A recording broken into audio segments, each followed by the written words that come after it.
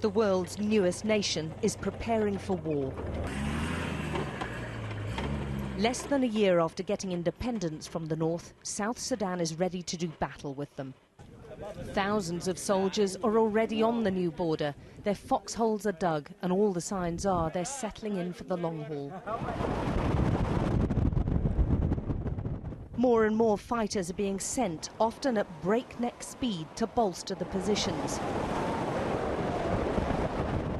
This is over oil and land, disputed borders, and their rights as a new country.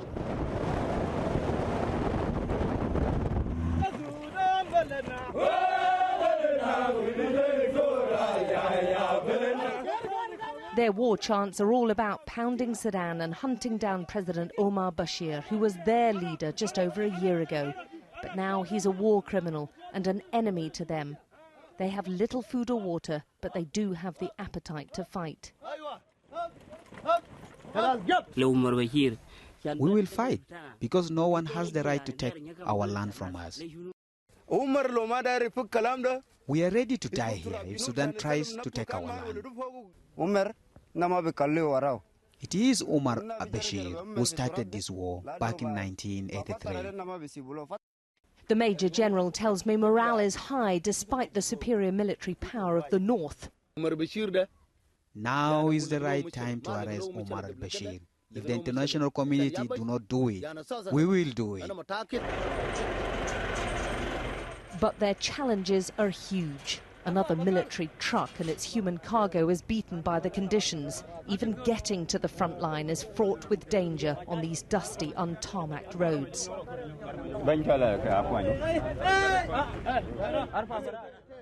And medical help is a long, long way away for these soldiers.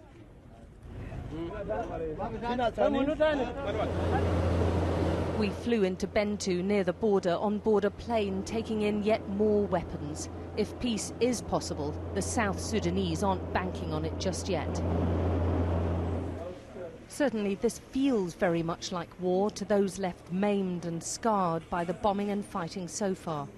And alongside the injured soldiers, there are plenty of civilians too. Like Mohammed, who was in his market stall in Bentu, some 50 miles or so inside South Sudan when the planes from the north started bombing. There's little left of his body unscathed.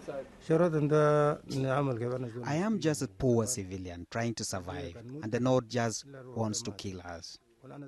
The bombs cut through limbs and changed lives forever. Independence was meant to put an end to this. Let us live in the war. Let us forget what happened. Let us go to negotiation. Let us not go to the war again. Most of these injured are not fighters.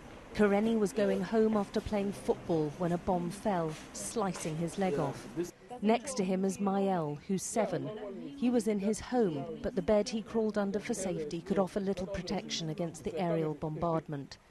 They both might have hoped for a better life with the birth of South Sudan, but their futures look more uncertain than ever. With barely enough strength to cry, it's difficult to believe Al-Shadouz is more than 2 years old.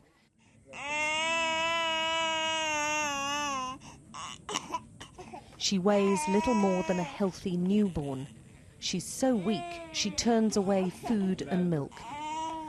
She spent the past 5 days with her family trekking through the Neighbour mountains to reach relative safety here, just over the border in South Sudan. Here she's joined more than 20,000 other refugees forced out of their villages by fighting. Hundreds are making the trek every day. Many arrive sick or starving or both. If they reach here, though, they have half a chance. But their numbers are swelling and their situation is desperate.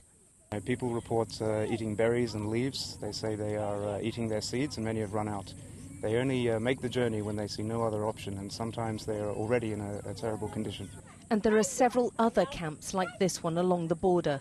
It's already been declared a level 3 emergency, giving it the highest priority from the World Food Programme. Even so, the race is on to deliver food here before the rainy season begins. Then the roads will be impassable. She cannot walk.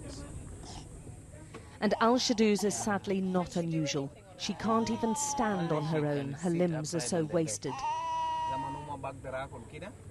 Here she should get the sustenance she needs, but it's unlikely she'll be going home anytime soon.